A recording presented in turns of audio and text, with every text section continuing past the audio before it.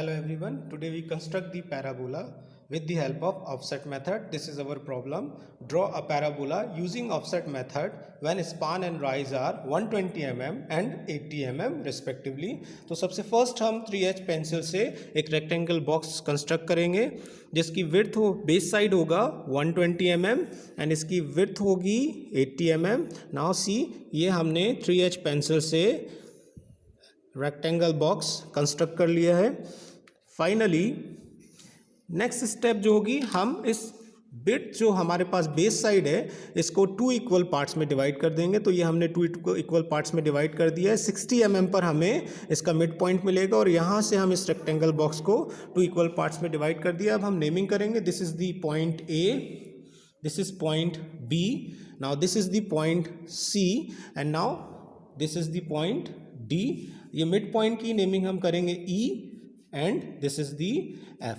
Right now अब हमें देखना है जो हमारा पैराबोलिक कर्व है वो किस तरह से रन करता है. तो हम देखेंगे कि हमारे पास जो इक्वेशन है वो X square is equals to 4ay. Right now यानी कि अगर हम D F is equals to F C को 4 इक्वल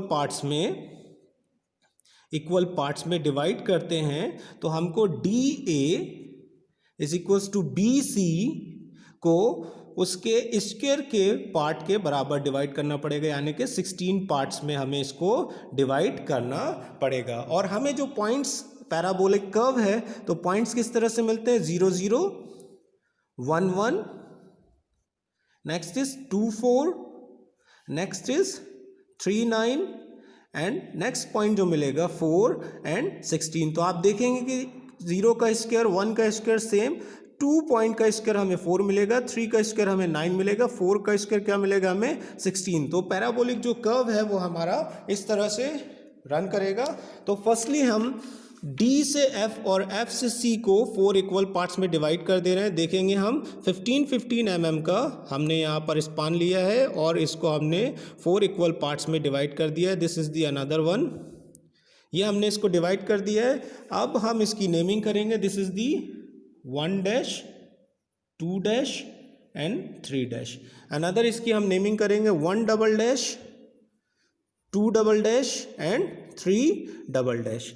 अब हमने इसको अगर 4 इक्वल पार्ट्स में डिवाइड किया है तो हमें ए डी और सी बी को 16 इक्वल पार्ट्स में डिवाइड करना पड़ेगा. तो हम यहाँ पर हमारे पास 8 सेंटीमीटर की लाइन अवेलेबल है तो हम इसको 5 mm पर पार्टीशन कर देंगे. तो ये देखिए मैं 5 mm पर मार्क करते हुए चल रहा हूँ और फाइनली देखेंगे 8 सेंटीमीटर की लाइन हमारे कितने पार्ट्स में डिवाइड हो जाएगी, 16 इक्वल पार्ट्स में.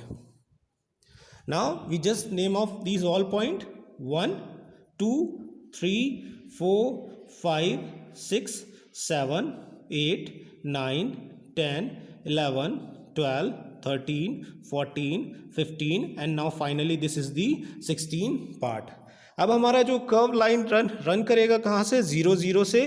तो 0 0 पॉइंट हमें कहाँ मिलेगा, F पर. सेकंड पॉइंट हमें जो मिलेगा कहाँ पर मिलेगा, 1 पे. तो ये हमने F से 1 फर्स्ट पार्ट लिया है तो यहाँ से D से हमें फर्स्ट वाला पार्ट लेना पड़ेगा. तो हम फर्स्ट 1 नंबर से हॉरिजॉन्टल लाइन ड्रॉ कर देंगे. ये हमने लाइन ड्रॉ कर दी और 1 डैश से और 1 डबल डैश से परपेंडिकुलर लाइन ड्रॉ कर देंगे और हम देखेंगे कि इस 1 1 डैश और 1 डबल डैश से हमें पॉइंट मिलेगा. इसकी मैं नेमिंग कर रहा हूँ P1 और इसकी नेमिंग कर रहा हूँ मैं R1. सिमिलर आपको सेकंड पार्ट जो है, सेकंड पार्ट कहाँ पर मिलेगा, 2 डैश पर और 2 डबल डैश पर.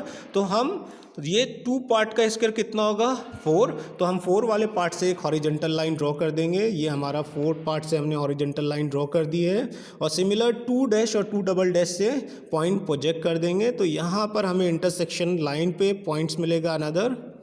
This is the 2 double dash, this is R2 and this is the P2.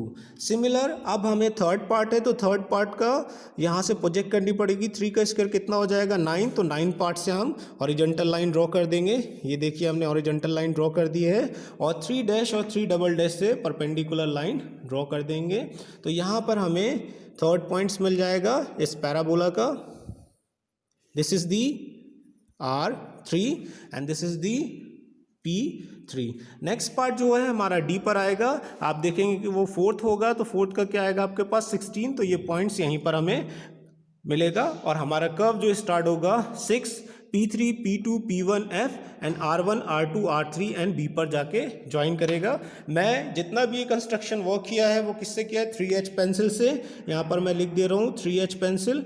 अब आप जो कर्व ज्वाइन करेंगे वो H पेंसिल से ज्वाइन करेंगे, तो मैं फर्स्ट हाफ कर्व F से ये ज्वाइन कर रहा हूँ सारे पॉइंट्स को लेते हुए, ठीक है।